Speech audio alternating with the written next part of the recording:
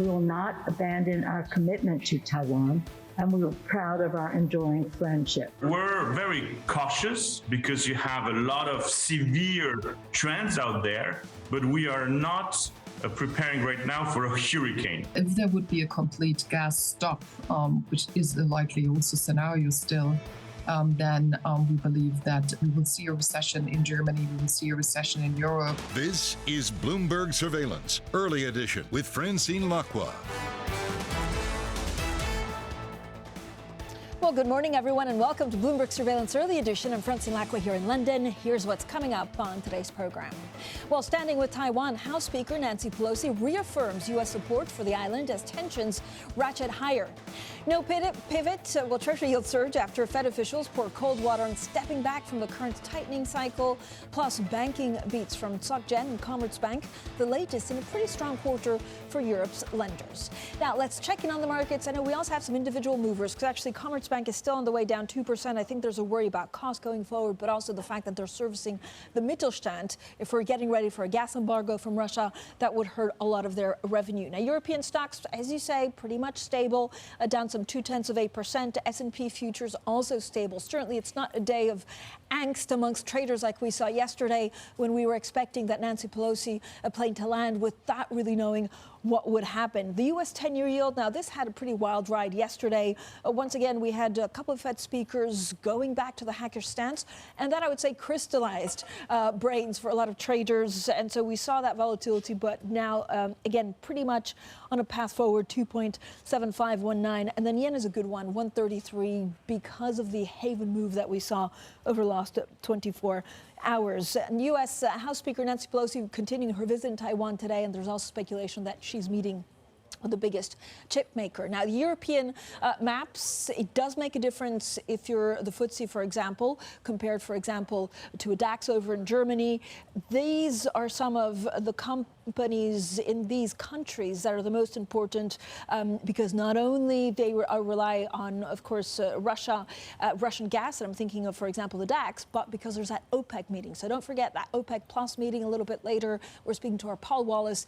He says many, I think about 80% of people we spoke to are expecting not much, a short meeting, and then we move on. But a couple are expecting maybe more barrels to be added, and that, of course, would be Saudi Arabia. We're also getting some data out of the euro area. July services PMI, it's a final reading, 51.2. The preliminary was 50.6. So a little bit better than expected, but nothing huge.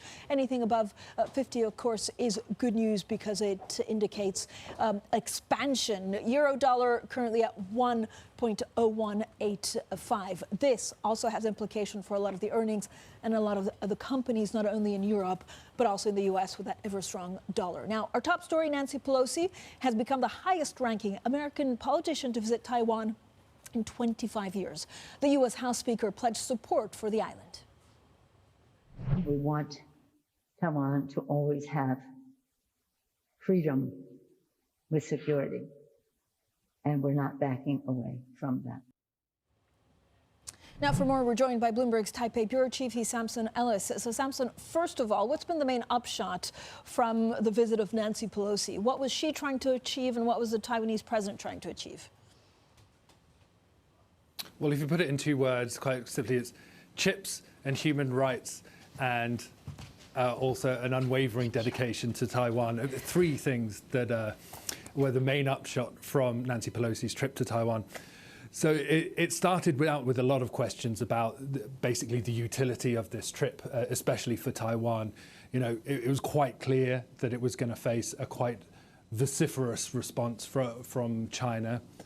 Taiwan typically welcomes these kinds of high-profile visits, but this time it definitely was different. It felt different. You could see that going in. China had clearly signaled that before she arrived. So many in Taiwan were asking, look, is this really in our best interests?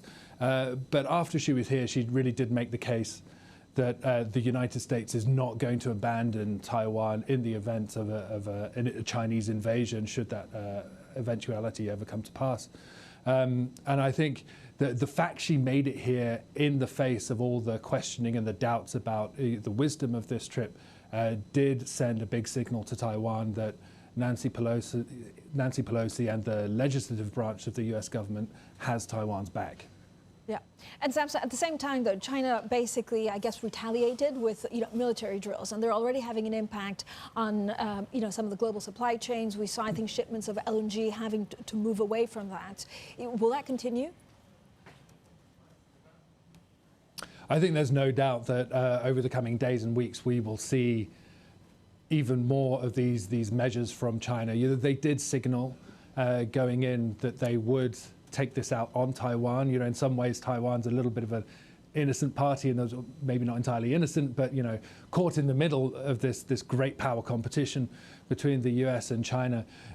Taiwan didn't ask for this visit. It was very much came from Pelosi, but then at the end of the day, it is suffering the consequences of her visit.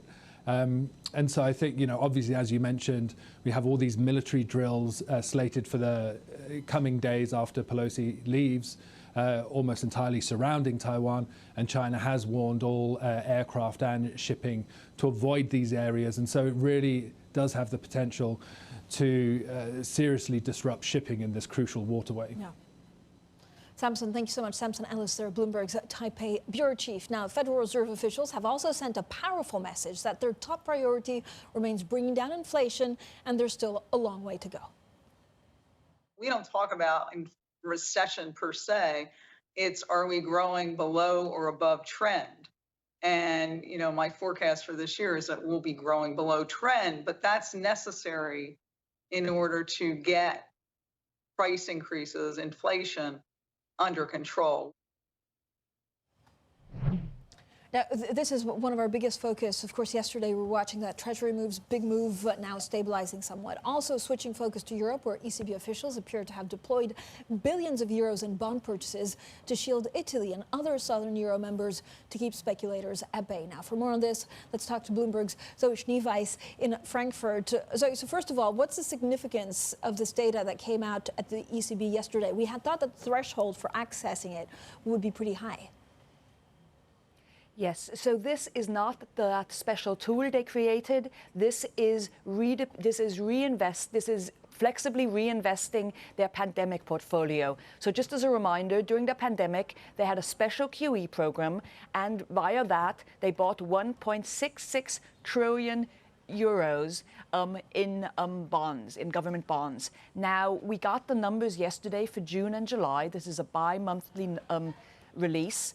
And just as a reminder, the flexibility in reinvesting that portfolio, which is really they described as their first line of defense, that only kicked in end of July. So they don't separate out June and July. But what did we learn from the numbers?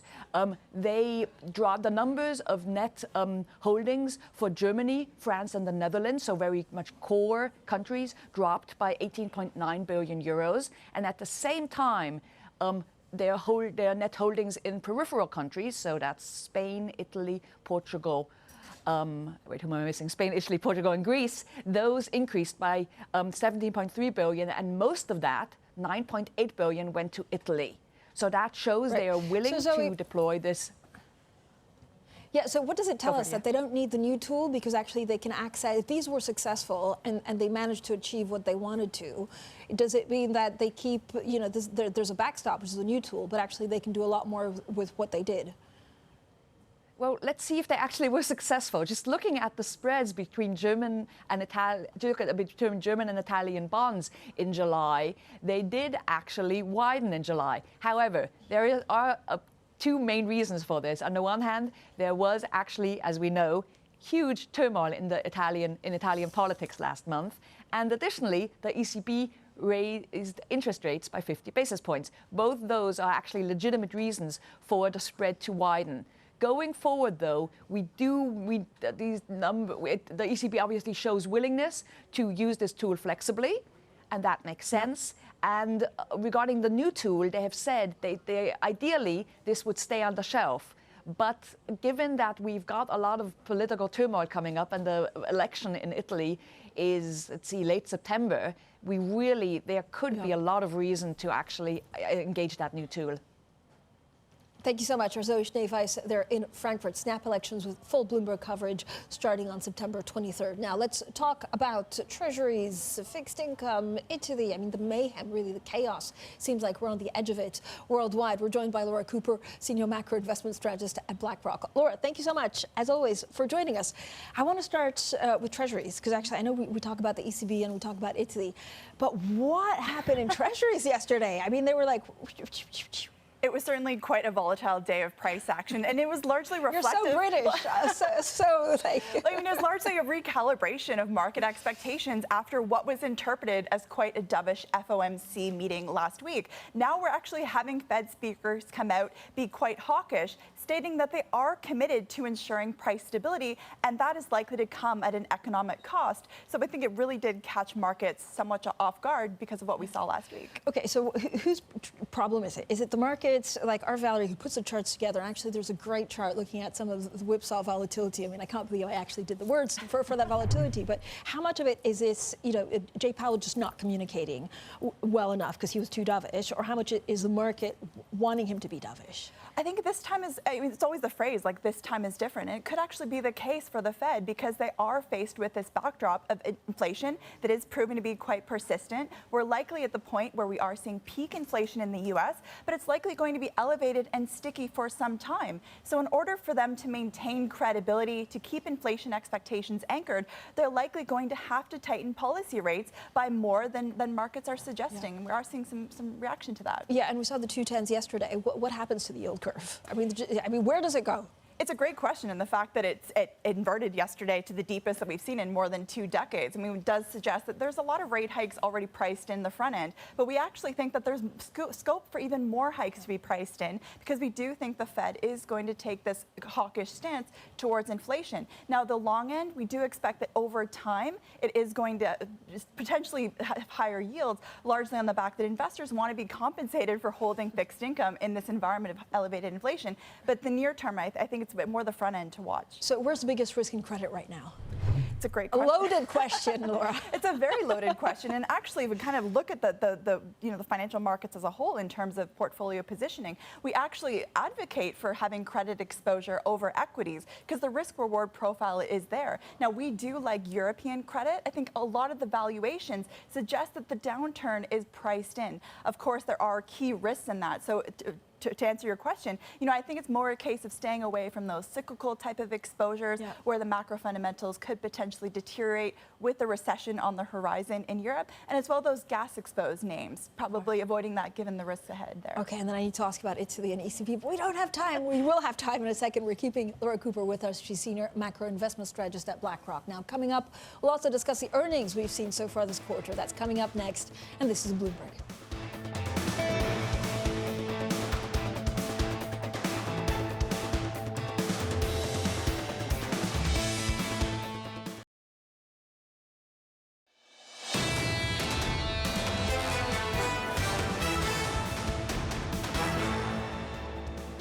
Economics, finance, politics. This is Bloomberg Surveillance Early Edition. I'm Francine Lacqua here in London. Now, we had quite a lot of earnings today. We had Moller-Maersk, we had AXA, SocGen, Commerzbank. I was quite interested in the difference between Commerzbank and Société Générale, but actually, Commerzbank, I think, was down 2%. Now it's gaining. Société Générale definitely coming in with better than expected profits. There was a bit of concern, Commerzbank, on 2 things. Costs going forward, they said they would go up, and then there were also, I imagine, the fact that they're so close to the Mittelstand. If there's a gas embargo, that puts, and there's a recession in Germany, then that puts some of the profit, maybe forecast Commerzbank at risk. But now they're gaining 0.6%. Well, we're back with Laura Cooper, Senior Macro Investment Strategist at BlackRock. Laura, earnings so far, I mean, they're not bad. If you look forward, they're like, we have questions about the economy and inflation, but maybe they were better than some were expecting. Yeah, certainly. I think that's the key takeaway midway through the season, that earnings have actually been fairly resilient. Is it only midway? I thought we were over. But I think at this point, it's a key question of what the outlook is going forward. Because we did see analyst estimates revised slightly lower ahead of the season, yes, we are seeing these beats. But if we look at 12-month forward earnings, notably in Europe, we don't think that's accurately reflecting the economic growth risks ahead. So I would expect we're going to see further revisions there. That's going to be a key headwind, I think, for equity markets through the back back half of the year. Is there anything that's not correcting like it should have? Is there a part of the market, I don't know whether it's a sector or something, that you worry about? I mean, I think we are starting to see it come through in terms of the consumer-led sectors, which makes sense in this current environment where we are seeing this cost of living crisis. It really does advocate, though, for having defensive tilt within portfolios. So tech earnings were fairly resilient. We'd want to have exposure there. And as well, those typical defensives like healthcare, those sectors that really have that pricing power in this inflationary environment.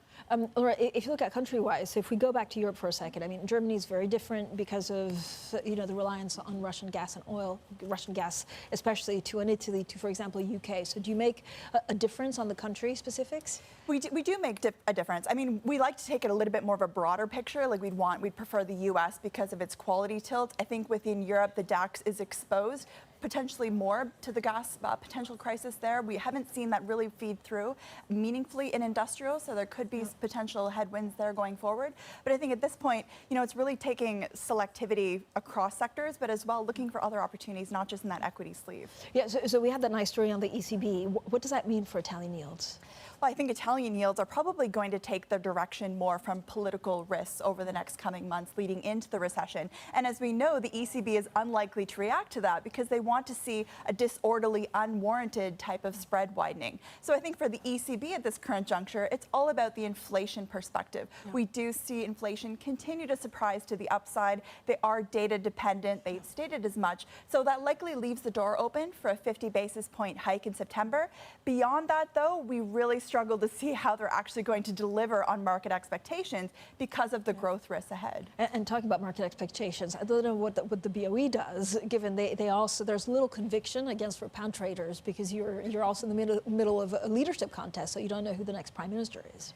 And our preference is more towards a 25 basis point move instead of a 50 basis point. We did have some MPC members coming out saying they want that flexibility for a 50 basis point move. But if we think about the current growth context in the UK, it likely contracted in Q2.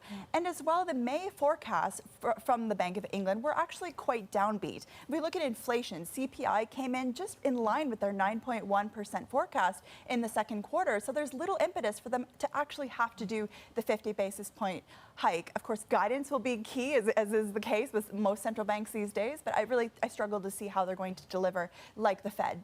Laura, thank you so much. As always, Laura Cooper, their senior macro investment strategist at BlackRock, joining us this morning. Now, coming up, it's been a noteworthy year for banks as the monetary tightening cycle unfolds. We'll do a roundup of some of the biggest earnings and outlooks. We have Societe Generale and we have, of course, Commerzbank. This is Bloomberg.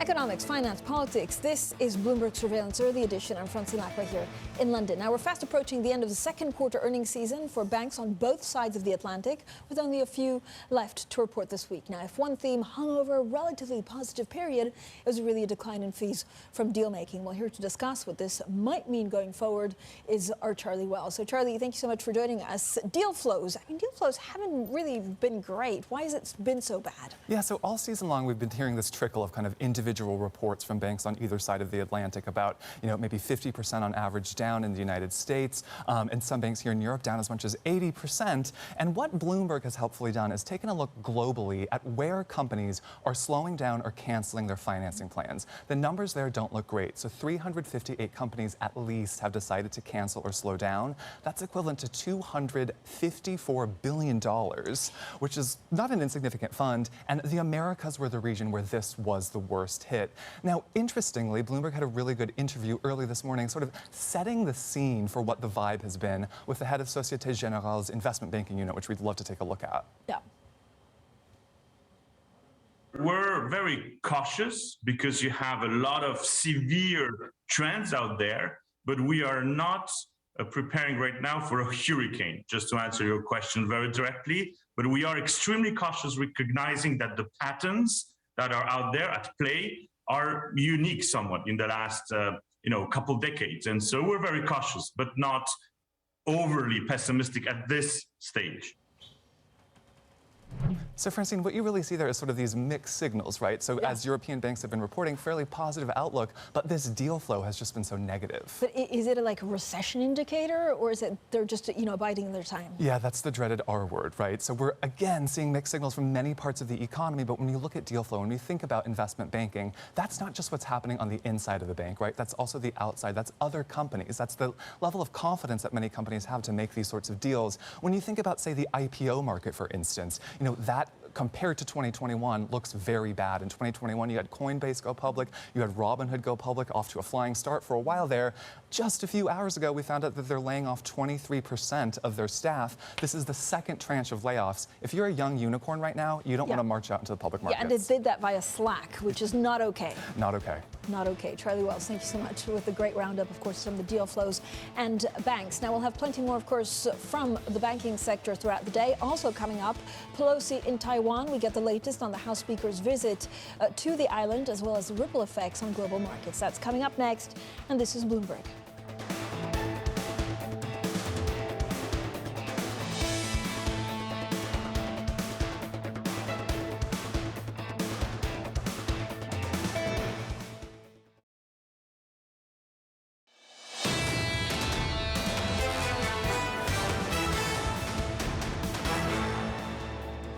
Bloomberg Surveillance Early Edition, and here are your top stories. Standing with Taiwan, the House Speaker Nancy Pelosi reaffirms U.S. support for the island as tensions ratchet higher.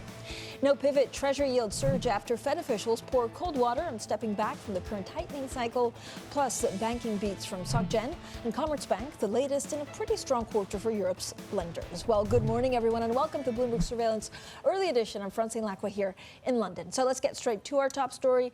Nancy Pelosi has become the highest-ranking American politician to visit Taiwan in 25 years. Now, the U.S. House Speaker pledged support for the island. We want Taiwan to always have freedom with security, and we're not backing away from that. Well, joining us now is Bloomberg's Colin Murphy in Beijing. Colin, I think we have Colin. We had Colin just a short while ago to really bring us up to date to what exactly is going on. Colin, if you can hear me, the concern, of course, is through the Taiwan Strait. We don't have Colin. We'll get to Colin in just a second because, of course, there's a Bloomberg story, which is the fact that because the military drills coming from China put a lot of pressure on some of the supply chains, of course, in the Taiwan Strait. So we saw, for example, an LNG shipment having to go around. So to talk about Nancy Pelosi in Taiwan, we're now joined by Leslie Vinjamuri, director of the U.S. and the Americas program at Chatham House. Leslie, we get lucky. We get lucky because today we're speaking to you, especially on one of the biggest days for foreign policy, except she's not doing foreign policy because we have had other, show up in Taiwan. But the timing of this is so interesting. Was it a mistake? No, I don't think Nancy Pelosi is one to make a mistake. She's very thoughtful. She will also be looking. Of course, there were more primaries earlier this week, and so she's thinking about all lenses. But remember, I think the first thing is, this is not only a trip to Taiwan. This is a trip that Nancy Pelosi is taking to the Indo-Pacific. She's sort of picking out those countries that are America's allies, America's partners, that are democracies, that sort of basket of things that the U.S. Is really trying to bring together in the Indo-Pacific. But clearly, this is a very specific choice to travel to Taiwan at a time when the relationship between the U.S. and China is heated. Clearly something she knows will be controversial, and yet she's decided to do it to reinforce the current U.S. policy, not to make a policy change, but clearly to say to China, we're here, we support Taiwan, we care about Taiwan's democracy. Yeah, let's also go to Colin Murphy, who's in Beijing, and we're following these China daily briefings that really have taken kind of like a life of their own. Colin, we've been following it together yesterday. We're again following it today. I mean, the main takeaway is that China's retaliating, but I don't know with what strength. Like, what's your feeling on the ground? What are these military drills? Right. So, I mean, from the foreign ministry today, there was no sort of dramatic announcements along the lines of, more sanctions against Nancy Pelosi or U.S. officials. It was actually relatively subdued. There was some heavy criticism, of course, of Nancy Pelosi and, with the spokeswoman accusing her of fishing for political capital, engaging in a political stunt and basically playing to the gallery, which she said was at the expense of U.S. China relations. But in terms of the military exercises, they said that this was justified given the level of provocation that the trip was proposing, and therefore it was within their rights to do these exercises. So apart from that, there was, as I say, no particularly huge delivery there. I mean, the Bloomberg question, of course, what does it mean for LNG exports or shipments? Are we going to see supply chain disruptions because of this? Well, as you know, the exercises will basically be circling the island, and there have been safety announcements made to the public and obviously to shipping and aviation.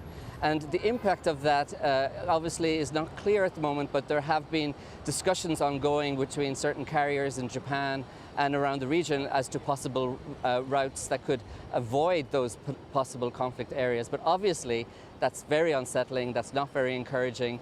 I don't think ships or aircraft would be willing to go into an area which is obviously subject to a lot of heavy military exercises over the next couple of days. So I do believe we will see impact. It is one of the busiest shipping trading channels in the world, and therefore, you know, what transpires over the next couple of days could have at least short-term impact on supply chains.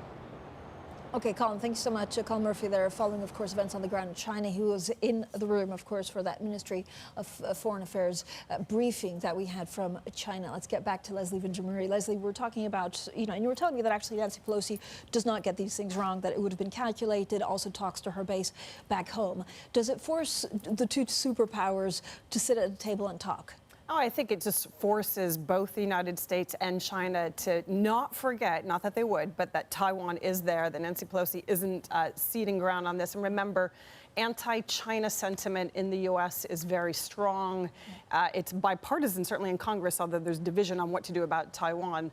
But it plays well to people in the United States. But again, I think Pelosi is really there as part of this broader tour to say democracy matters, values matter, Taiwan matters. The other thing to note is, you know, in Washington, there has been a sort of debate about whether the United States should move away from this approach of strategic ambiguity. What would it do if there was a crisis, towards being very clear, right? Strategic clarity on its support for Taiwan. That is not where the majority of view is. It's not changing. But it does sort of raise a question mark about whether that's still in play. So, Leslie, is President Biden and Nancy Pelosi, are they on the same page? It was ambiguous. It was. I don't think that Nancy Pelosi took orders from the president. I think we've seen that in the press. We know that they've managed this. It's probably not what the president would have chosen to send Nancy Pelosi. Congress is independent. He's made that very clear. We saw the press briefing from John Kirby last night. But what they've done is to really smooth it and say she's going. We're all aligned. The message is very clear. And now we look to see, you know, how does that visit look? And that's, I think, you know, China will be watching that. Their response will be, in part, you know, how much video footage is there? You know, how is it played? These all become very significant. But I don't think that we're facing, you know, a war right now. It's not in China's interests. It's not in the U.S. interests. We're going to see very heated exchanges in the short term. But Leslie, what you're very good at is also looking, you know, much longer term, the impact on you know, foreign policy on the U.S. administration. I mean, they're dealing with Russia, and we saw China again being very ambiguous with Russia and not condemning the attack on Ukraine and the war in Ukraine. Does this push China and therefore India and Russia further? I think not India. You know, India has a very clear interest in aligning itself with the United States, even though it hasn't come out in those big UN votes, again, condemning Russia on the sanctions.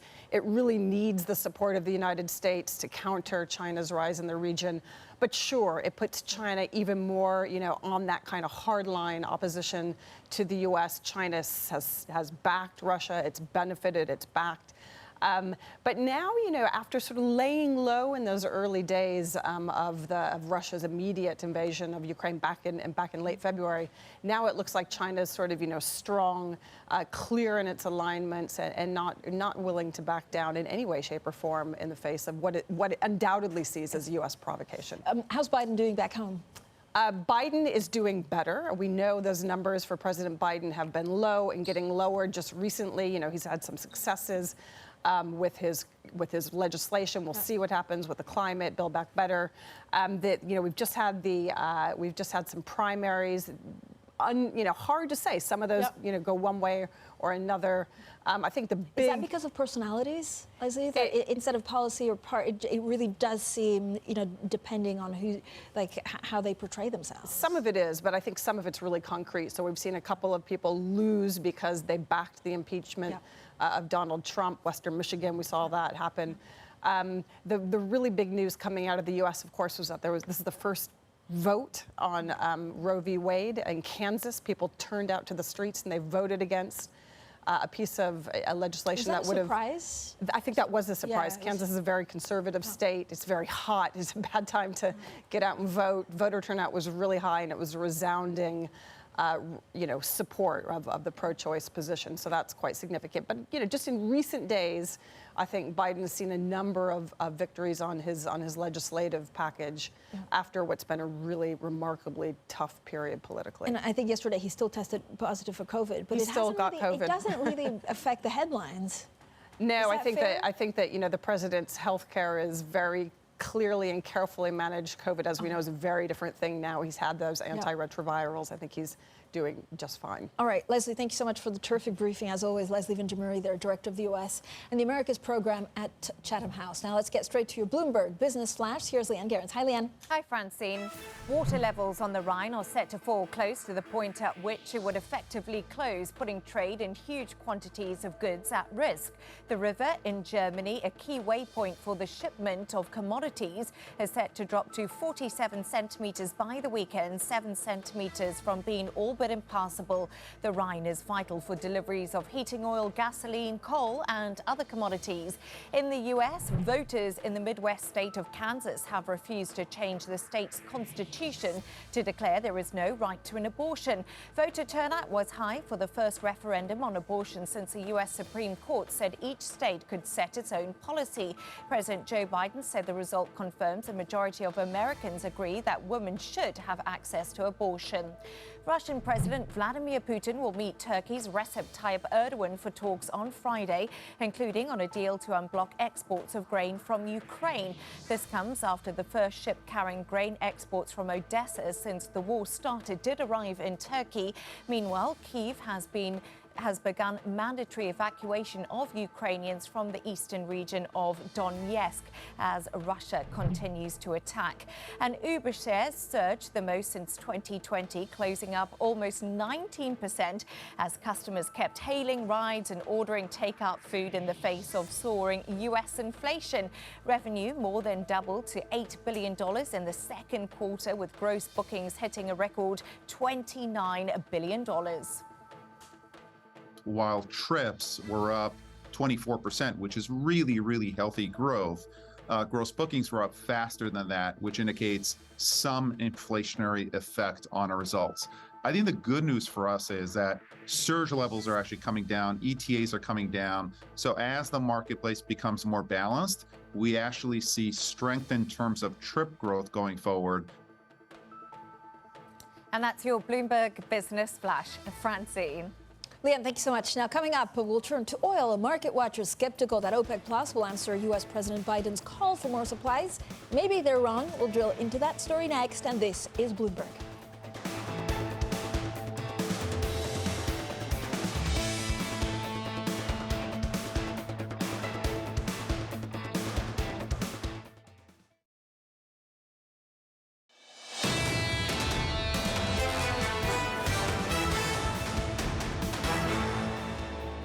Economics, finance, politics. This is Bloomberg Surveillance Early Edition. I'm Francine Lacqua here in London. Now, oil watchers skeptical that OPEC Plus will answer U.S. President Biden's call for more oil supplies when it meets today, expecting the coalition to preserve its remaining capacity for another time. Well, joining us now is Julian Lee, Bloomberg oil strategist. I love having Julian on because I have like 102 questions, some of them dumb, some of them smarter, that I can just ask at will. Julie, first of all, so there does seem to be a belief that we're going to see a short meeting with not much agreement, but you kind of disagree. Well, I think there's a possibility that they will decide to pump more. There's equally a very large possibility, as the majority of, I think, our survey respondents said that they will decide to do nothing. But this is the first meeting in at least a year where they haven't had a preloaded decision of an output increase that they'd already agreed. Because they've done everything that they said they would do. They have put back, at least on paper, all the oil that they cut back in 2020. So then now they're entering new territory. But so why would they say yes? So first of all, the supply is tight, right? Yeah. So it would make sense to put extra production out there, and they would please who, the U.S. president? So is this political question? Certainly it would help relations with the U.S. Every other big oil consumer, China, India, the European Union, everybody would like to see oil prices come down because they are feeding into this very high inflation that we're seeing. The other reason... Even China? I think even China. And I think the other reason that they might consider doing it is that at the moment they are pumping almost 3 million barrels a day less than their target allows. So what they need to do is come up with a way that they can add real barrels to the market, not just these. Julia, I love. I mean, we always say OPEC Plus is going to add. I mean, there's one country that can add, and that's Saudi Arabia, right? Well, only possibly ones. two. Possibly okay, two. who's the second one? The United Arab Emirates. Okay, might certainly not Angola. Not Angola, not Nigeria. So if these two countries, even if they say, okay, OPEC Plus will put this much extra barrels, will they be able to put them through? It depends how they do it, how they share it out. I mean, one of the ideas that people have been throwing around is that rather than increasing the overall target, they might say, well, look, we've got these 3 million barrels a day of targets that are unused. We'll allocate that or some of that to Saudi Arabia and the United Arab Emirates, perhaps on a temporary basis, that would allow them to boost output. Julian, we also have Olaf Scholz, the Chancellor of Germany, talking about Nord Stream 2. Is it a matter of when we get a full gas embargo from Russia, or if? I think it's a matter of when, probably. I mean, I think... Maximum pain right before winter? Quite possibly. I think what President Putin likes at the moment is having this control and creating this uncertainty. Yep. He's been doing it with Nord Stream. It's actually Nord Stream 1. Nord Stream 2 is built but not coming to operation. So he likes playing these games. He's done it with Kazakhstan's crude oil exports through the CPC pipeline, with sort of spurious court cases and things like that. I expect this gamesmanship to continue. Is there any way, and I was surprised yesterday, we had a far-right Marine Le Pen in France also saying the sanctions are not working, we should get rid of them and get our gas and oil back from Russia, which was one of the first, mainstream, frankly, politicians say that, which was at the margin shocking. Are we going to see more of that because we can't get supplies from anywhere else, so Europe will look at recession? Well, I think this is part of Putin's game plan. He wants to disrupt politics as normal in Europe. He wants to reshape Europe in a way that is much more friendly to him. And in many ways, the longer this goes on, the longer the uncertainty goes on, the greater the difficulties that Europe faces, the more likely cohesion is to break down within the European Union. And I think this is very much what President Putin is playing on and hoping for. Julian, given we talk about gas prices every day, and of course, what that means for inflation and the cost of living, in the U.S., gas prices or prices at the pump have fallen quite significantly. Now, I still find it amazing and fascinating for seeing, the different states, the price being very different because of taxes. Yeah. But it feels like the price is very elastic. Why has it gone down? It's gone down largely because crude oil prices and wholesale gasoline prices have gone down. You're seeing the same in the UK. A bit more slowly. Part of the reason I think that it's much more pronounced in the US is that you have a much smaller tax wedge. So changes in crude oil prices have a much bigger impact on gasoline prices. In the UK, about probably now about a third, somewhere between a third and a half of what we're paying for petrol is a fixed duty. That doesn't change. no matter how the crude oil price or the wholesale gasoline price changes. So that means that the effect is much more muted in the UK and in the rest of Europe, where taxes are also high. All right, Julian, thank you so much. Should we take a bet on OPEC Plus? No. Let's take a bet. I'm going to go with consensus. I'm going to say no production. Come on. I think they will do something. I don't think it'll be very much. I don't think it'll be very much. Okay, just more of like maybe a little bit of a political win, maybe for the U.S. Julian Lee, our expert. You can ask anything. We should do a conversation where you tweet us and then Julian just asks whatever you want on gas prices. Now, coming up, Uber's revenue beat. Shares soar the most since 2020 as customers keep hailing rides and ordering takeout food in the face of U.S. inflation. We'll take a look at the numbers next. This is Bloomberg.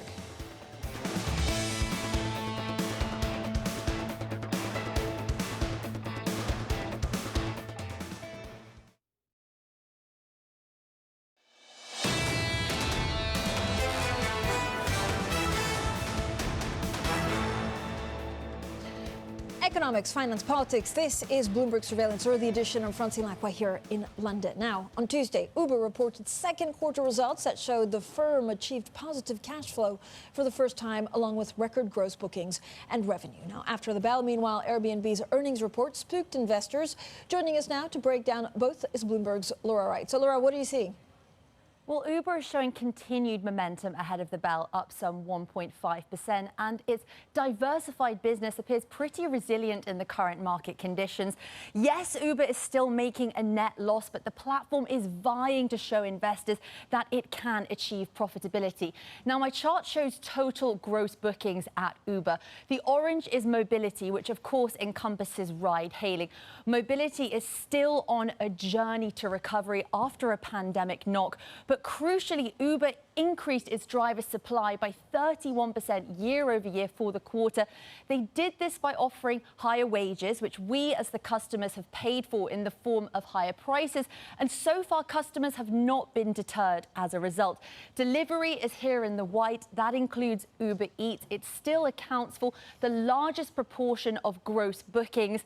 Uber, in the long term, think that we've all become habitual takeaway eaters, Francine, so they're not concerned by a deceleration in sales. Freight here in the blue, it's really interesting. Uber launched this business back in 2017. It's a huge growth area for the quarter. Revenue of the freight business increased over 400% year over year, and that just shows the strength of logistics providers in the current macro environment. So, Laura, what are we expecting? I mean, were expectations too high for Airbnb? Are we just expecting too much from them? It seems really harsh, doesn't it? Because for the quarter, Airbnb beat earnings expectations. The forecast for third quarter revenue was at a record, but you can see Airbnb still being punished ahead of the bell. Now, the Achilles heel was the miss on bookings, Francine, and the weak bookings guidance going forward. Investors want to see travel companies capitalizing on this voracious demand for bookings in the current environment. But perhaps, Francine, it seems a little harsh, as you say. Maybe a little bit harsh, but look at that, 7.6% lower in pre-market. Laura Wright, thank you so much. Some of the other things we're watching, of course, Infineon, but also Commerzbank, Société Générale, all the way up. Now, Bloomberg Surveillance early edition continues in the next hour. Matt Miller, Kailey Leinz in New York, Anna Edwards is in London, and this is Bloomberg.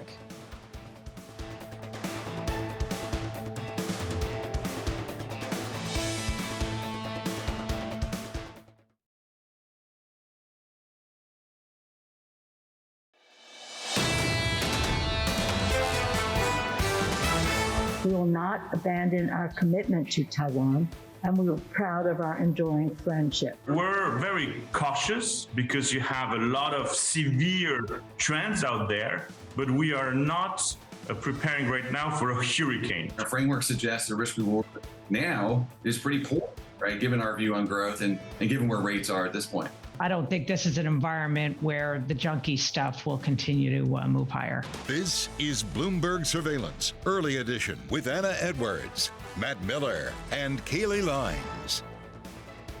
It's 10 a.m. in London, 5 a.m. in New York, and 5 p.m. in Hong Kong. Our top stories today. Pelosi's pledge to Taiwan. The House Speaker reaffirms U.S. support despite threats of more military action and trade curbs from China. Treasury yields jump on Fed policymakers' comments. They push back against talk that the central bank may pivot away from tightening interest rates. And a sweeping overhaul at Robinhood. The app-based brokerage slashes almost a quarter of its workforce after a brutal first year as a public company. Welcome to Bloomberg Surveillance Early Edition. I'm Anna Edwards in London with Matt Miller and Kailey Leinz in New York. And Kailey, we're sort of caught between the news flow of the early part of the week, very much dominated by the House Speaker in Asia, and then the more data-driven news flow later this week, and things a little calmer on the European front this morning. Yeah, they were calm in Asia overnight as well. Of course, there was a lot of concern in the markets yesterday as Nancy Pelosi landed in Taiwan about escalating tensions between the U.S. and China. But in the absence of some of the more extreme measures China could have taken in retaliation, there was a sense of calm in markets overnight. Now, it wasn't all too positive. The MSCI Asia Pacific Index as a whole was actually fractionally down by about 0.2%, but again, relatively muted. Now, there was more dramatic action in some of the other asset classes, including in the commodities complex, because remember, in China, it's not just about foreign policy as it relates to the U.S. They're facing a lot of domestic policy challenges as well, including absolute turmoil in the property sector, with hundreds of projects stalled out. That weighs on iron ore, and as a result, for a fourth day in a row, iron ore futures were down more than 4% overnight, trading just under $110 a ton. And of course, we saw really dramatic action in the bond market yesterday. Treasury yields flying as Federal Reserve officials push back on the idea that they aren't going to be as aggressive with their hiking. We saw follow through on that in Australia overnight. The two-year yield there up 13 basis points. And finally, yesterday, of course, we saw a dramatic reversal in the Japanese yen. First, it was stronger, then it was weaker. Now it's essentially flat against the dollar, actually literally unchanged against the dollar, Matt. We're trading right around that 133 level. Yeah, and the dollar, the Bloomberg Dollar Index is unchanged right now as well, which I think represents the kind of calm that we're seeing in today's market. After the cash trade dropped yesterday, about 2/3% on the S&P. We see futures up about 0.2% right now. So not a lot of movement there. Not a lot of movement in treasuries, which is pretty amazing considering the big yield moves that we've seen over the last few weeks. Right now, we're just down about 1 basis point to 273.91. So investors are buying bonds, but not at an overwhelming pace. NYMEX crude is down just $1.25 a barrel to 93.21 for Texas Intermediate, and we're looking at Bitcoin that's actually rising about 1.1%, 23,300 level. It's relatively high. That's sort of the upper bound of the range that we've been watching lately. Anna, what do you see in terms of the calm on European shores? Yeah, this is the calm on European markets right now. A bit of grey in the map behind me here. A little bit of green, a little bit of red, but also some grey, suggesting we're not moving anywhere in a hurry. We head towards the OPEC Plus meeting, a Bank of England meeting, and jobs data out of the US later this week. So lots to talk about, but at the moment, things looking pretty range-bound. The insurance sector is one of those that is moving higher today, and I'll show you some of the share prices, or one share price associated with that, and some others that are on the move this morning. AXA is moving higher this morning. That's on the back of a surprise buyback coming through from the French insurance company. I think we've got the share price of that particular business to show you. I'm sure it's coming slowly. There we go. AXA up by 4.6%. Avast is also in focus, up by 43%. This is a cybersecurity business based in Poland but listed in London. And the Competition and Markets Authority in the UK has approved, tentatively or preliminarily approved, a takeover approach for this particular business. And so the stock substantially higher. Tod's up by 20%. This is the Italian footwear maker. The founder of the company has come forward with an offer for the part of the business that he does not still own. And so you see that stock is up by 20%. And there is an expectation that from some analysts, I saw JP Morgan saying he won't be interrupted in his attempts to take on the rest of that business. BMW, though, a different story, down by 5.3%. Yes, the backward-looking numbers beat estimates, but there's still the chip issues, still the energy issues plaguing the economy in Germany, of course. And when you look at forward orders, it gave some analysts something to think about, Kailey.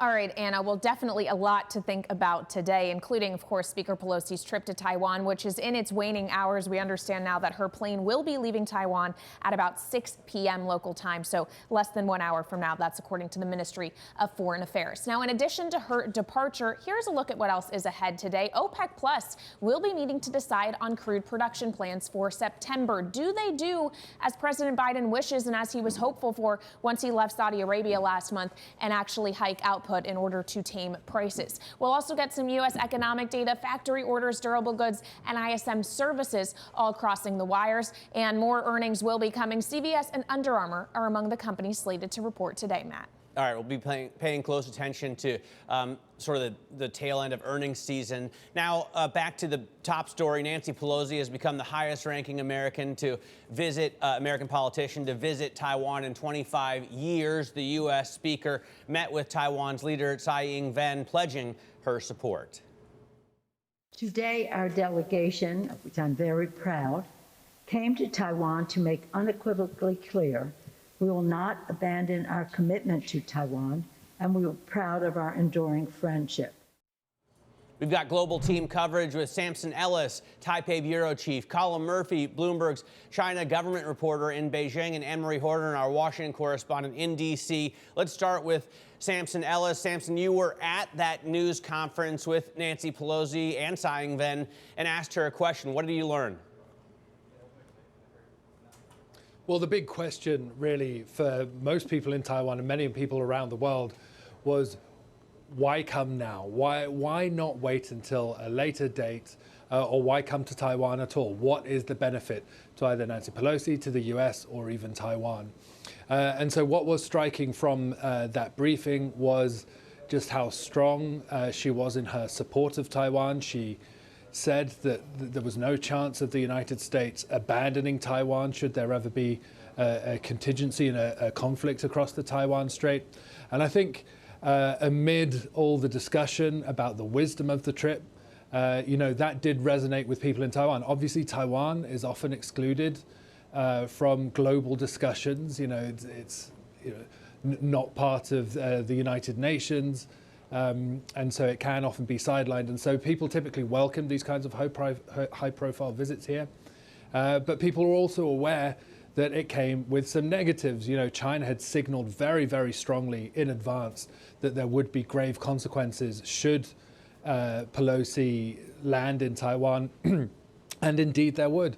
And they have enacted them all pretty much exclusively against Taiwan. There have been bans on imports of foodstuffs from Taiwan to China.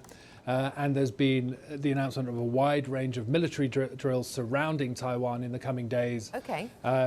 That could potentially disrupt shipping in this key waterway. Samson, thank you very much. Samson Ellis, our Taiwan Bureau Chief in Taipei. And that takes us nicely to the China response. China has strongly protested against Pelosi's trip. To retaliate, the country will conduct military drills around Taiwan. It's also restricting some trade with Taipei. We heard from China's Foreign Ministry spokesperson earlier. We will do what we say, and let me say that these measures will be firm, strong, and effective. And also, I wish to stress that when we look back, each time when the United States makes a provocation to China, every time it has brought disgrace onto the U.S. itself, and it has been self-damaging. And the latest example is what Pelosi did to Hong Kong, inciting the criminal elements and violent forces. Colin Murphy, Bloomberg China government reporter, joins us now from Beijing. So we were hearing about what Taipei was asking ahead of this visit. And now to you, Colin, on how Beijing has responded. We've heard about the drills planned for 4th to 7th of August. We've heard about the imports and exports. I suppose one key question is, have we heard it all, or will there still be more to come? Well, that was why today's foreign ministry briefing was actually quite surprising. We were expecting to hear more details and possibly even discussion of sanctions on Nancy Pelosi herself and other U.S. officials. But there was none of that. The only thing, as you saw earlier in the clip, was a sort of affirmation that whatever the measures, they will come. It may take time, but please be patient. That was the sort of message they were saying. And they will be strong, they will be firm, and they will be effective. So as to the details, we were not given much of those, but the foreign ministry here did take a fair bit of time to condemn Pelosi herself. trying to paint this as a political stunt, that she was fishing for political capital. And all of this is at the expense of U.S. China relations and peace and stability in the Taiwan Strait. So trying to definitely shift on the personalization of this onto Pelosi and keeping, quite coy about what the measures will be going forward. Colin, thanks very much. Colin Murphy there reporting to us live from Beijing. Now let's get to Washington, D.C. as the White House tries to dial back rising tensions with China. Anne-Marie Horner, Bloomberg Washington correspondent, joining us with the latest. Anne-Marie? From the White House is really just trying to tone it down. As you've said, Matt, you've seen all this bombastic rhetoric coming out of Beijing, and obviously the military drills and also some of these trade sanctions happening now because of this visit. The White House has really been trying to tone this down and saying this does not go against policy. And we've seen congressional leaders in the past visit Taiwan. For Speaker Pelosi, speaking at the press briefing today, she really wanted to affirm the U.S.'s commitment to Taiwan. But at the same time, she didn't go out of lines in terms of changing any foreign policy towards China or Taiwan publicly. But take a little bit of a listen of what she had to say in terms of all the fireworks surrounding her trip. I think that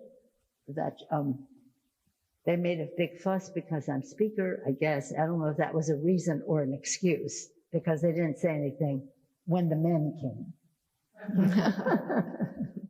Speaker Pelosi also standing alongside the first female president of Taiwan, saying they didn't say anything when the men came. She's talking about other former congressional leaders visiting Taiwan, and maybe they didn't get exactly all of this rhetoric we're seeing out of Beijing over the course of the last week or so.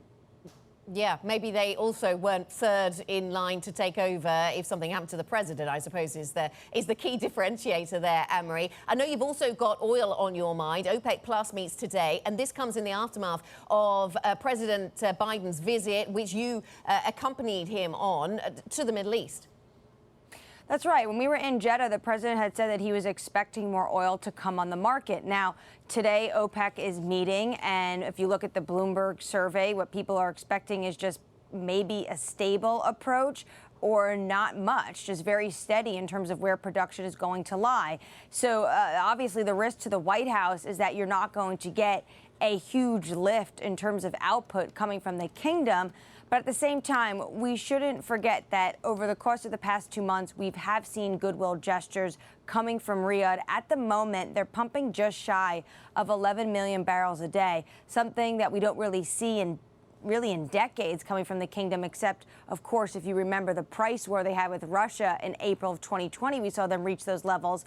So most people are expecting just a modest increase. There are some risks, though, politically of what that would mean here in Washington. Anne-Marie, thanks very much. Anne-Marie Horton there reporting from Washington, D.C. Now, treasuries are stabilizing this morning after a slide sparked by hawkish Federal Reserve comments. Cleveland Fed President Loretta Mester spoke on the chances of recession. We don't talk about recession per se.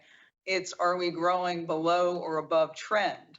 And, my forecast for this year is that we'll be growing below trend, but that's necessary in order to get price increases, inflation under control. Bloomberg's Triti Gupta joins us now to talk about the market action we saw yesterday and what we should prepare for today. I mean, it's really been incredible watching these big moves in Treasury yields. It's massive. The bond volatility is back, and you had an 18 basis point move in the 10-year yield alone yesterday, and that doesn't even include when you look at the front end of the curve, which had almost 20 basis points of intraday action. Remember, this is still, even with that kind of volatility, you're still seeing the 10-year yield under 3%. In fact, it's at 274 this morning. So we are still seeing that volatility, but it hasn't crossed that 3% threshold. That was such a norm when when bond investors were pricing in the inflation and a very hawkish Federal Reserve. But it's not just Loretta Mester who's speaking out about it. You had San Francisco Fed President Mary Daly said that the Fed is nowhere near being almost done in fighting the hottest inflation in 4 decades. Charles Evans, even James Bullard, the hawk that we all know on the Federal Reserve, saying a U.S. recession, well, it's not going to happen. You've got to go into restrictive and more restrictive territory. So once again, that entire comment about this being the big policy pivot, a lot of these Federal Reserve officials throwing cold water on it. Yeah, pushing back in a big way. And of course, the Fed and all of us are awaiting the jobs report on Friday because we know they're paying close attention to the labor market. And we're watching any and all developments on hiring hiring freezes or outright layoffs. We got news on that from Robinhood overnight.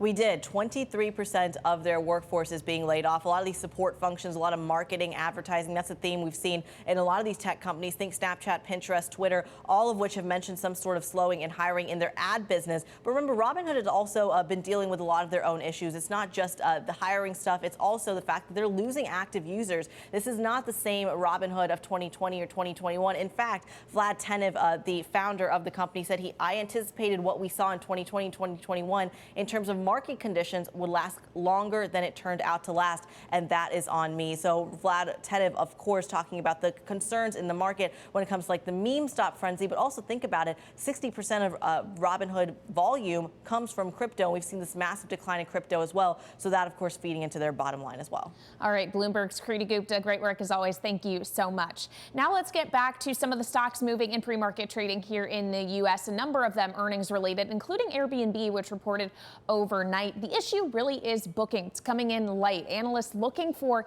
them to capitalize, really, and investors as well, on the rebound we are seeing in travel demand. So expectations are really high, and they came in short of those. As a result, that stock is down about 7% before the bell. You also have AMD lower, the chip maker, on the back of earnings. It gave a pretty lackluster forecast, doesn't signal great things about PC demand in particular. So that stock is down about 5%, and watch for it to create a drag on the semiconductor space more broadly today. One more positive story out there, though, is Starbucks. Apparently, people are still paying up for their lattes and macchiatos or whatever. I'm not really a coffee drinker, but a lot of people out there are, and they're willing to pay those higher prices for their Starbucks drink. Prices were up about 5%, so that led to a revenue boost. It really is strength from the U.S., though, that's really holding them in there because, of course, China is experiencing some soft demand because of COVID-0 policy. Starbucks right now up the better part of 2% before the bell, Anna. The expensive daily habit. Kaylee, we're just getting images coming through of the House Speaker Nancy Pelosi. She's still in Taipei. She is set to leave Taipei, though. She's arrived at the airport. She's about to board the aircraft to take her on the next leg of her Asian visit. She goes next to South Korea, to Seoul, where no doubt we'll pick up on her visit there. This is Bloomberg.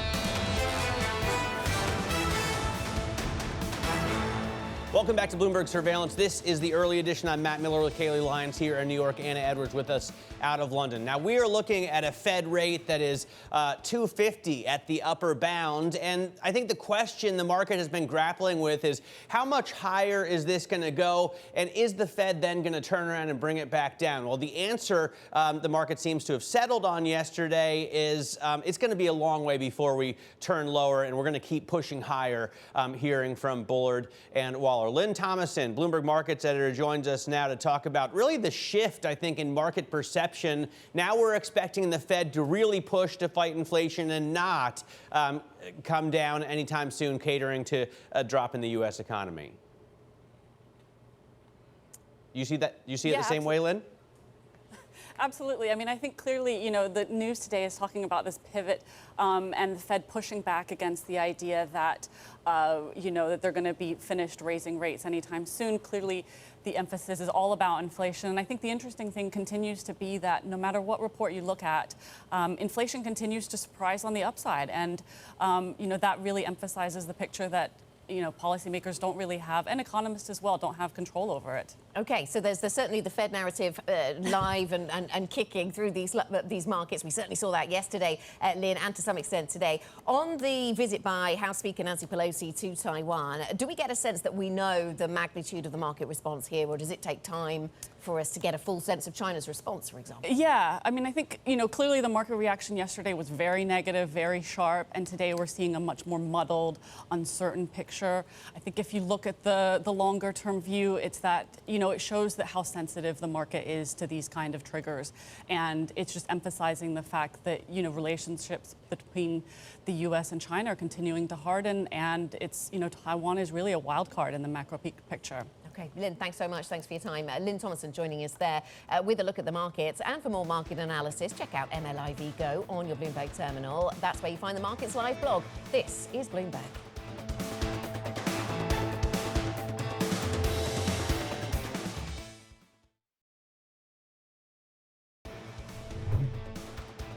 Now keeping you up to date with news from around the world, here's the first word. In the UK, Liz Truss extended her poll lead over Rishi Sunak, suggesting she's on track to succeed Boris Johnson as Prime Minister. The YouGov poll of Conservative Party members showed the Foreign Secretary with a 34-point lead. It's a timely boost for the Truss campaign, which earlier Tuesday had to make an embarrassing U-turn on a plan to align civil service pay to the regional cost of living. Voters in Kansas have refused to change the state's constitution to declare there's no right to an abortion. It was the first referendum on abortion since the Supreme Court said each state can set its own policy. And voter turnout was high. 4 other states will hold similar votes in November. And traders are waiting to see whether OPEC and its allies will heed a U.S. call to increase oil supplies. The coalition is meeting virtually today. A Bloomberg survey suggests that the alliance led by Saudi Arabia is more likely to keep output steady in September.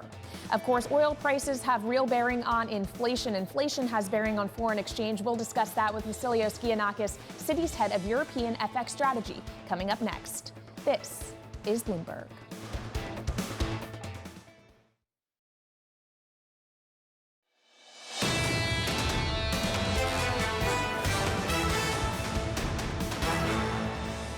This is Bloomberg Surveillance Early Edition. Here's what you need to know.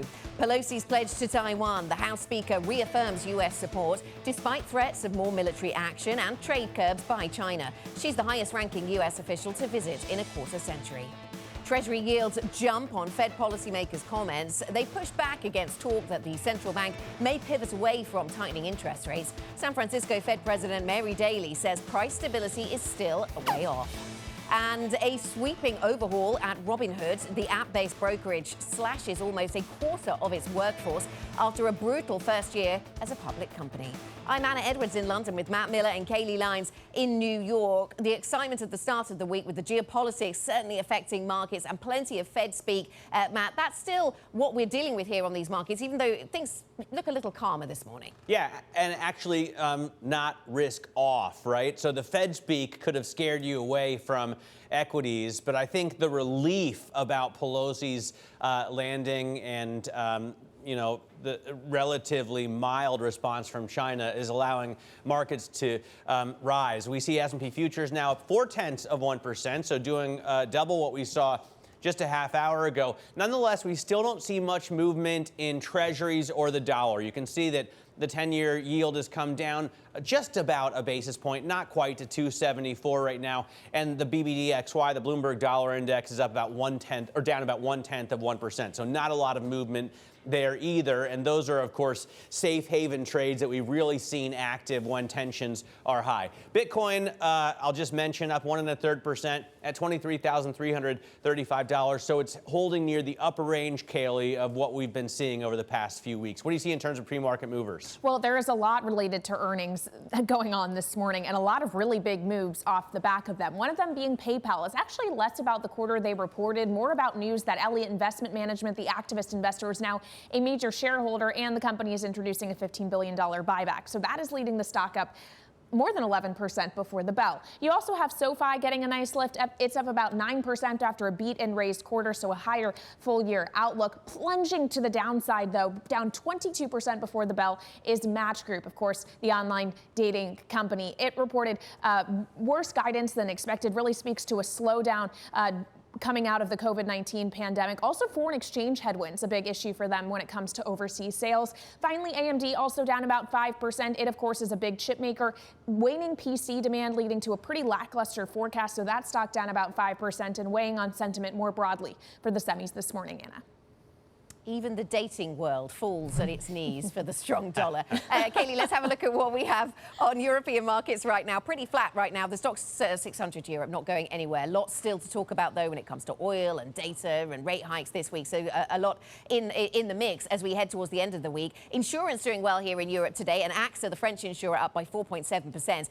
A buyback that was unexpected by the market, sending that stock higher. BMW, the car maker in Germany, down by 4.9%. A lot of questions hanging over energy supply, of course, for this sector and the economy as a whole, but specifically around BMW, questions around chips, questions around orders, just raising a few flags for some analysts. And I put in the natural gas price here, and this, not because it is moving all that much today, but just because it should still be, of course, on our radar with the issues that Germany is having with regards to gas. We then hear from EDF, and Matt flagged this story to me earlier on today. We're hearing from EDF that they are having to dial back expectations around nuclear energy coming through from France because, of course, higher temperatures, Matt, mean higher river temperatures, and that weighs on their ability to generate electricity. Yeah, we're seeing rivers dry up, and so the one country you think should be all set in terms of power generation, France, because it's not reliant on Russia for gas with all its nuclear reactors, can't really do it. I think it's really a fascinating story that we'll see play out. Let's get, though, right now back to the markets and specifically to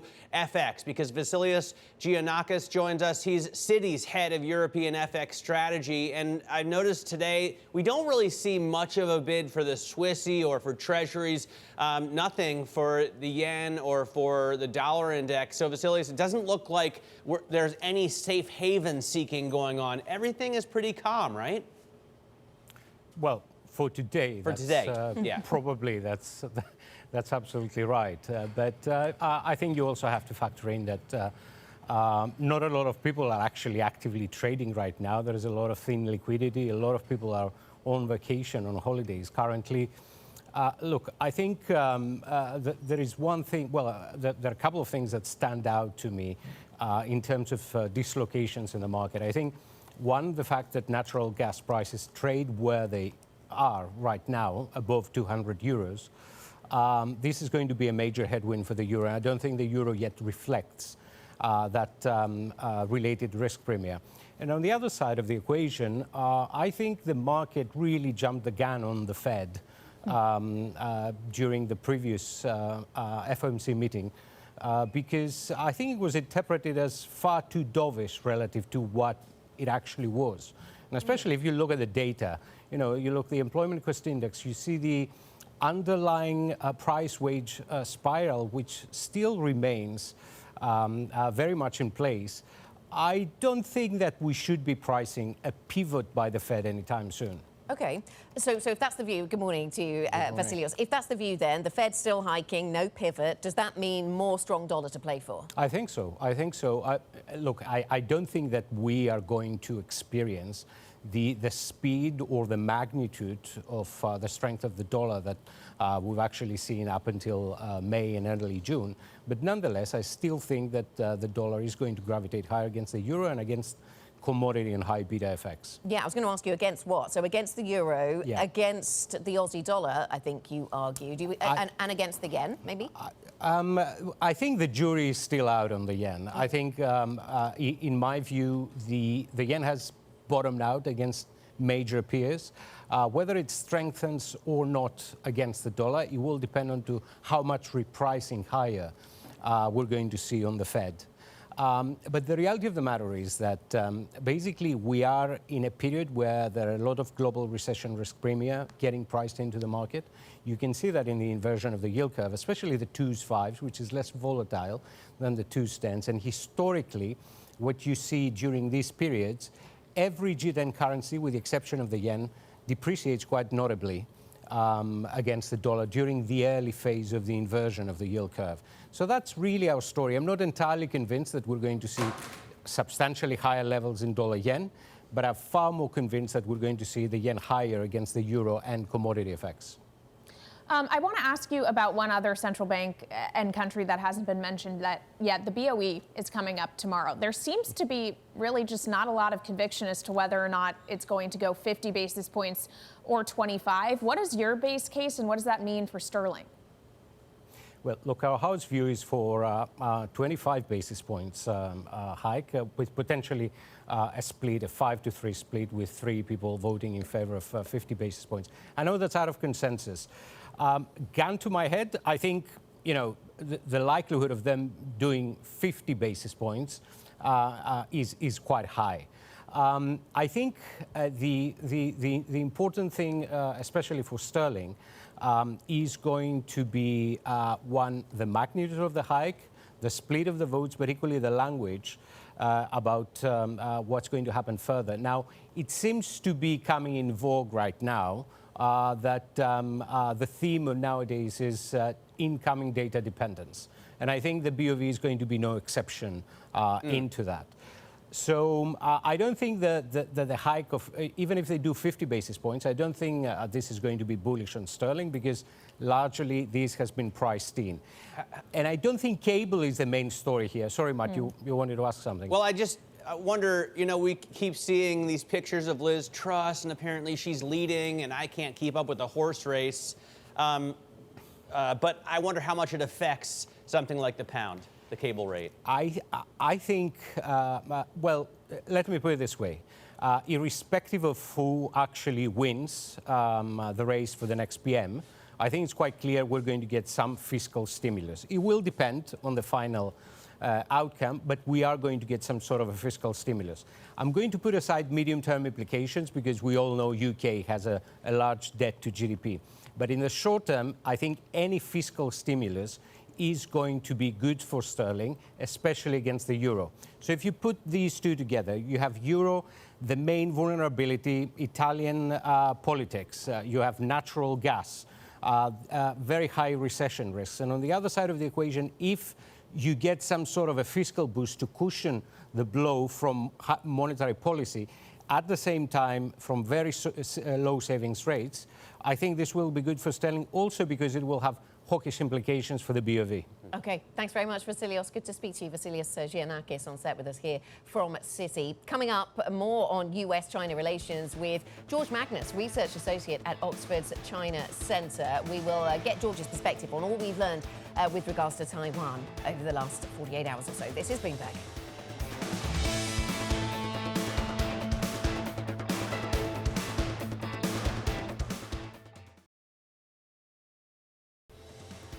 This is Bloomberg Surveillance Early Edition. You're looking live at the principal room.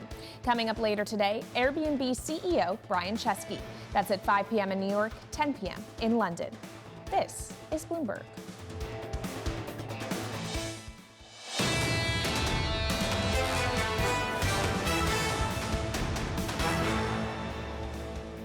We want Taiwan to always have freedom with security. And we're not backing away from that.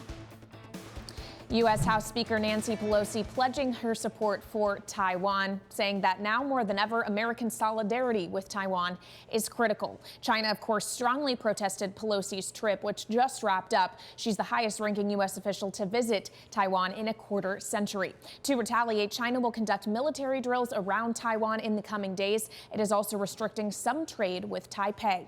Joining us now is George Magnus, Research Associate at Oxford's China Center. He is also the author of Red Flags, Why Xi Jinping's China is in Jeopardy. So, George, you are the perfect person to speak with today. As we look at the moves China has already taken, in some sense, they are not the most extreme scenario that I at least could have thought out. Do you think we've seen all of it?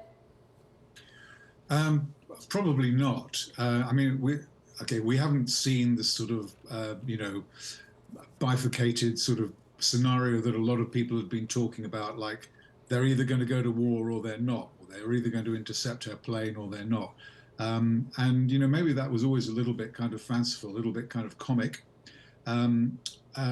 So obviously, the approach to Taiwan, came from the kind of the eastern side, and, they didn't want to obviously risk anything over the South China Sea, where Chinese naval patrols were already in existence, and the Chinese regard that as their home turf, So, but the point is that I think that this is a process, and it's a process of coercion, and it's a process of bullying, in which China will want to bring a lot of pressure to bear on Taiwan, and certainly before the 20th Party Congress. After that, we must hope that there can be some sort of diplomatic agreement, if only to differ on, some things, but agree on others.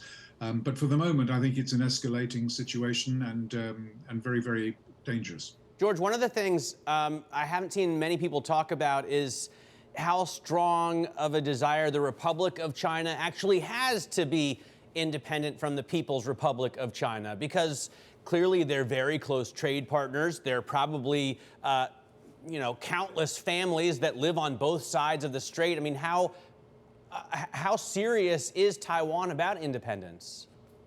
Oh, I think they're pretty serious about not wanting to be part of the People's Republic, and certainly not wanting to be part of what the Chinese used to call, perhaps they still do, sort of one country, two systems arrangements, not least because they've seen what that leads to in Hong Kong.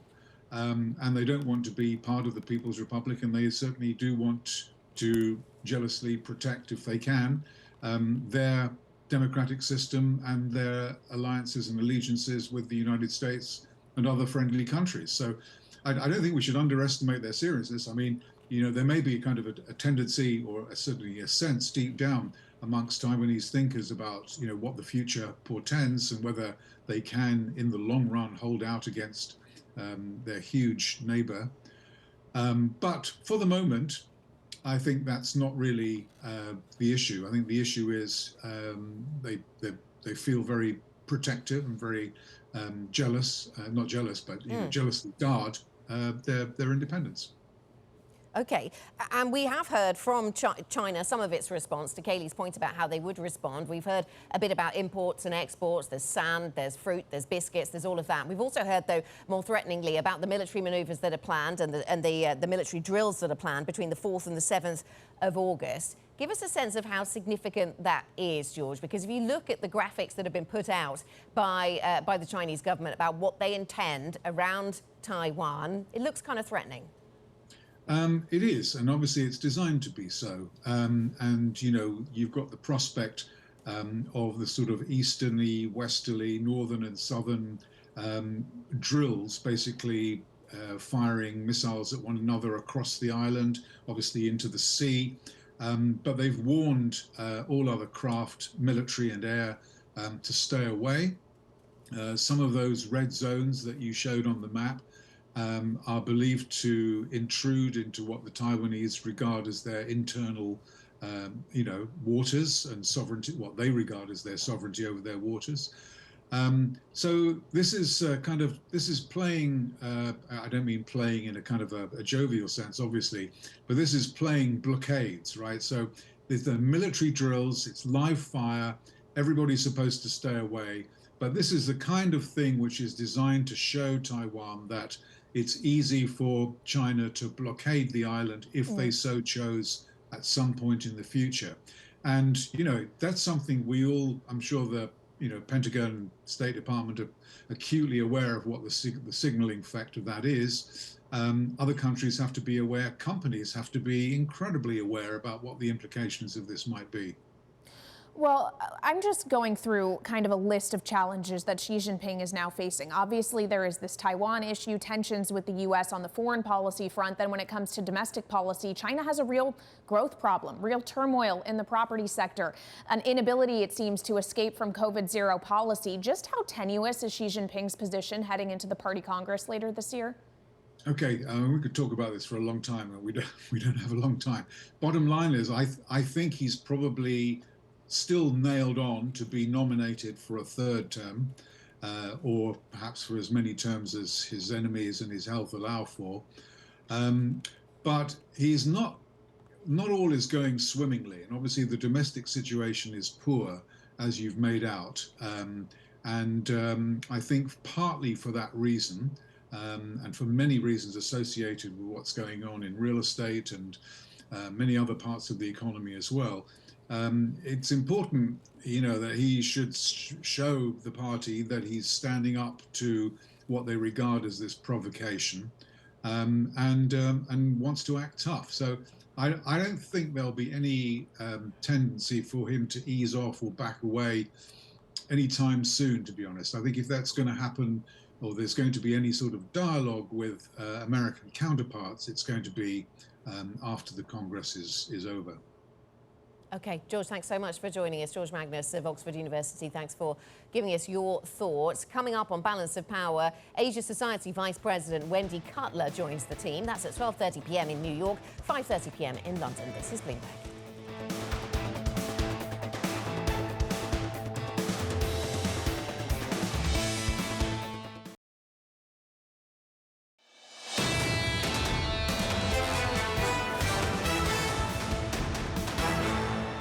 This is Bloomberg Surveillance Early Edition. I'm Matt Miller with Kailey Leinz here in New York. Anna Edwards with us out of London. Now, Tom Keene, the co-anchor of Bloomberg Surveillance, joins us now. So, Tom, what's your single best chart of the day? It's a Wednesday. On a jobs day on a Friday, let's start framing out that really, really important series. And this is what is sort of understood but not shown. Let's go right to the chart. It is the 1-year moving average of non-farm payrolls. Real simple. And all you need to know is we're still at a very elevated level off that boom in job formation off of the grim part of the pandemic. And we've moved from a moving average of 180,000 out to a still ginormous 524,000 with the hope and prayer that that will roll over and come back down near 200,000 here at some point. It's amazing how much you now need to look at this data set very carefully, don't you, Tom, given the huge distortions we saw to it during the pandemic. So who have you got lined up on the show to talk about, yes, the jobs picture in the US and other factors beyond? We're going to talk to Kathleen Best-Johnson about the jobs picture. We'll do that at the 8:30 hour. But also the laureate, Joseph Stiglitz, will stop by. And Joe Stiglitz, the economist from Gary, Indiana, knows that his Gary, Indiana is flat on its back with 8-9% inflation. We'll address micro 101 and a little macro 101 with a professor from Columbia. All right, Tom Keene, taking me back to my days at the University of Virginia. Thank you so much. Looking forward to surveillance over the next 3 hours. Now, as for what else we are watching today, I will be watching oil, more specifically the OPEC Plus output decision. It's basically going to go one of two ways. Either they do what President Biden would like to see them do and decide to raise output for September, or they don't. And of course, after the president made that very contentious trip to Saudi Arabia last month, he exited hopeful that they would indeed start to pump more in order to keep oil prices down. But the traders and analysts we've surveyed here at Bloomberg think that they're probably going to hold it steady, Matt. So it'll be interesting to see what the decision actually is as we have WTI and Brent both trading south of $100 a barrel. Yeah, and there's an easy seg from oil and gas to BMW, which I'm watching after the company actually beat expectations with earnings, but released an outlook that was concerning. Anna mentioned Todd's earlier, which is doing incredibly well today in Italy. They make the perfect shoes with which to drive a BMW, or the BMW of old, when they had stick shifts, manual transmissions. Now those are dying off, as are the gas engines. Soon we're going to get just an electric fleet, but maybe even a hydrogen fleet. Apparently, Oliver Zipse, the CEO of BMW, says he sees a real chance for hydrogen-powered cars and that we need to relook at that possible solution. We still have quite a few stick shifts here in Europe. I'll fly the flag for those for just a moment in the very short term. But your most serious point about where we get our energy from in the future, Matt, a key factor to watch here in Europe, of course, we know about the issues surrounding Russian gas delivery into Europe and a lot of people revisiting their assumptions about where that goes. We showed the natural gas price earlier. It's not moving all that much today, but there are real questions about where it heads into the winter, of course. We've seen 2 days of gains on this, and we talked about the issues that France is having with nuclear power. We saw Olaf Scholz, the German Chancellor, making a visit to the German factory that has repaired the turbine and has a turbine ready to go back to Gazprom. They say that there are no issues on the German side with sending it back. Gazprom and the Russians continue to blame, of course, delays in delivery of that turbine for reduced flow. Storage at 70%, which is in line with normal levels, but of course flow is not normal right now. A lot more still to come on surveillance. This is Bloomberg.